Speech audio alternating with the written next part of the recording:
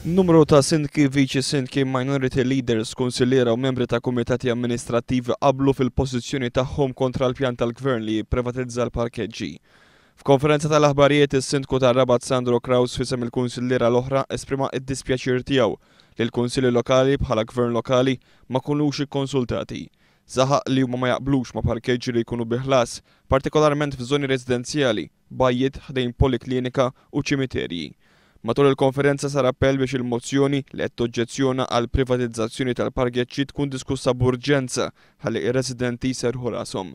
Il-minority leader tal-Kunsill Lokali tal-Mosta, Alex Muscat, qal li ftit tal-jimilu l-Ministeru ta' George Pulicino kien qed jitkellem mal-Kunsill biex jirranġa l-parkeġġ fil-pjazza, sitwazzjoni li tixet il-konfużjoni li fiha tieħdet id-deċiżjoni tal-Gvern.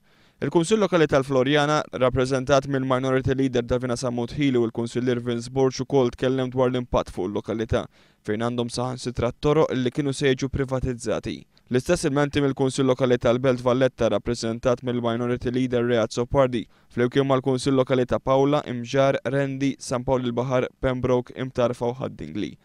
Sadanettant, brabta mal-privatizzazzjoni tal-parkeġġ inġabret petizzjoni b'2375 persuna minn Rabat, Dingli u Imtarfa li jappellaw għal waqfin komplet tal-proċess kollu tal-privatizzazzjoni tal-parkeġġi.